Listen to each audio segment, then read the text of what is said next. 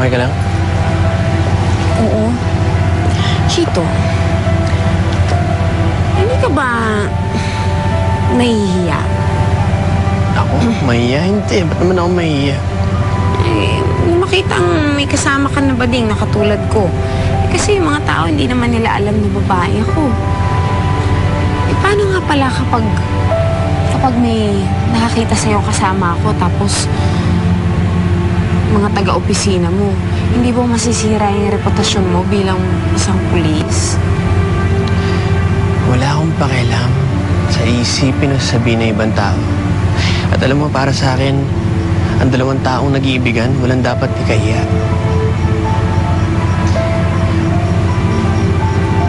Tanan, I love you.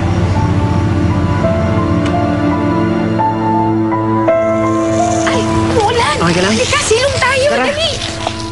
Ano balita kay Tonya? Good. Ganyan ang gusto kong marinig sa'yo.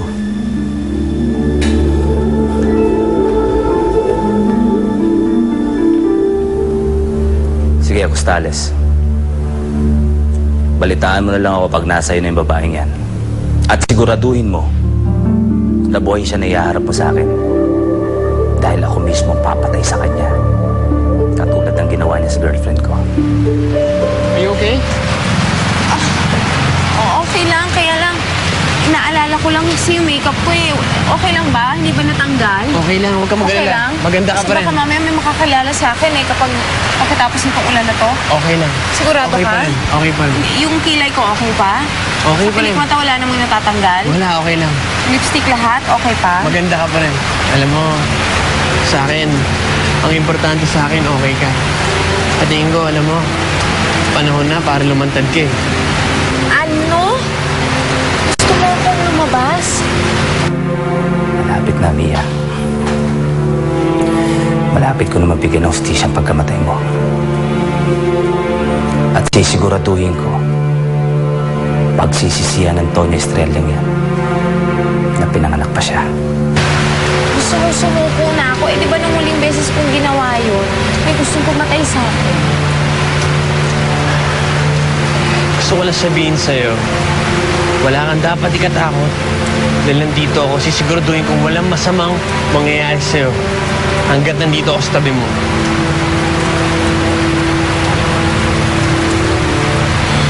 Sige. Pwede bang pag-isipan ko muna to, Chico?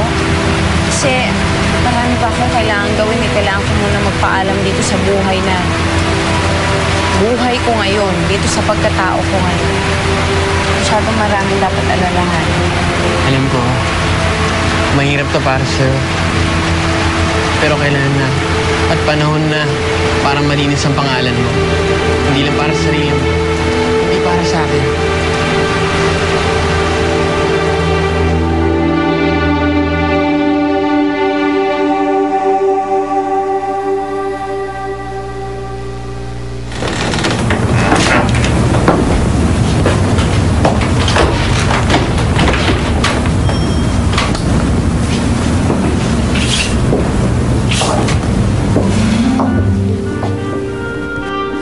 Lumantad nga kaya ako?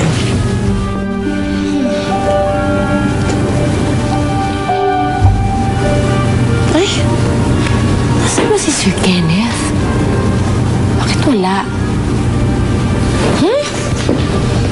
Malamang nakipagkita na naman yan doon sa Nikki na yun. Ay! Sir Kenneth! Bakit basang-basa ka? Ay! Tingnan mo, oh! Basang-basa na tuloy yung floor. Saan ka ba nang galing? Wala, kung saan-saan lang. Eh, natulog?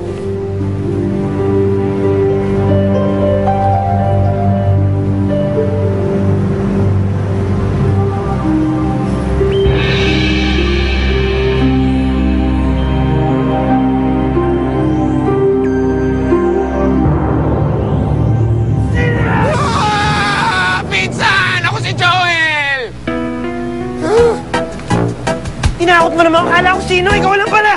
Ba't ang planing mo? Wala, nag-iingat lang. Saan ka ba pupunta? Wala, naglalakad lang. naman tayo! Tara! Tago mo nga yun, mami. Pumutok pa yun. Hawakan mo na muna. Ano ba? Ano gagawin ko dito? Hawakan mo. Ha? Bad mood. Isa lang ibig sabihin yan. Nakipagkita kay Nikki o nakipag-usap. Lagi ka naman ganun eh. Ba, ang dami mong tanong. Sabi ko na eh, tama ako, no? Oh, tama ako. Alam mo kasi tuwing nakikita mo talaga yung Nikki na yun, wala nang nangyayari sa'yo kundi negative, nega, sungit, bad mood, binubulyawan mo yung mga tao, lahat na lang. Eh, diba, bakit ba pinakikialaman mo kung sino ang kasama ko? Ikaw naman, di kita pinakikialaman kung kasama mo yung chito na yan.